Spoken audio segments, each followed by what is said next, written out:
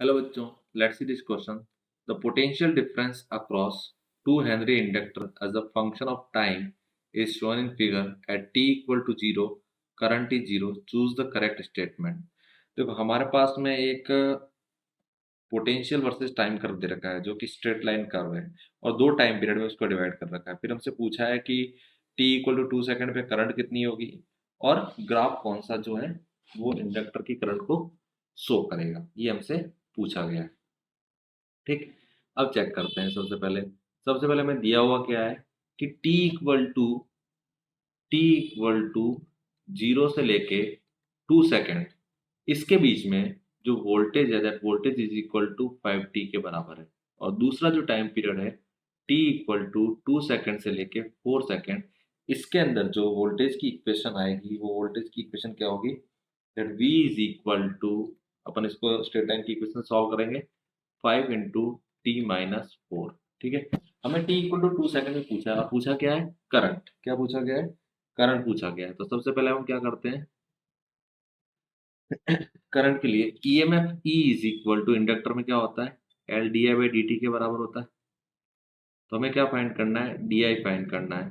तो ई by L into क्या आ जाएगा, D T. Both side integration करेंगे तो यहाँ से integration of D I is equal to, L का वैल्यू 2 है तो 1/2 बाहर आ जाएगा और इसका वैल्यू दे रखा है 5t dt।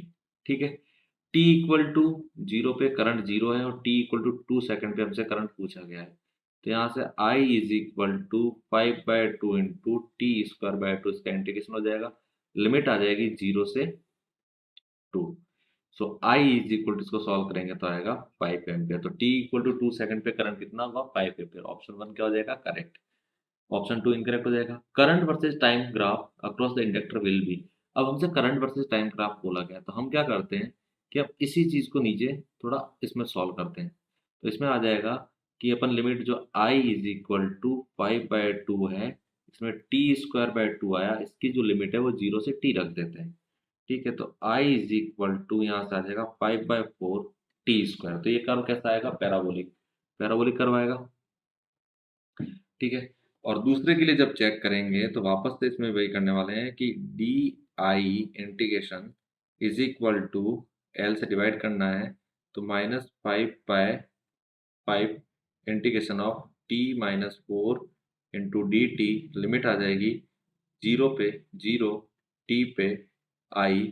तो यहाँ से i का जो वैल्यू आएगा वो 4t minus T square by 2। तो यहाँ भी पैराबोलिक है लेकिन उसका ए नेगेटिव है क्वाड्रेटिक का, तो नीचे की तरफ करेगा। तो फोर्थ ऑप्शन तो वैसे ही इनकरेक्ट हो जाएगा, फोर्थ इनकरेक्ट हो जाएगा। थर्ड में देखेंगे तो पहले ऊपर की तरफ फिर नीचे की तरफ पैराबोला खुल रहा है, तो थर्ड ऑप्शन क्या हो जाएगा, correct. So final answer is first and third. Best of luck.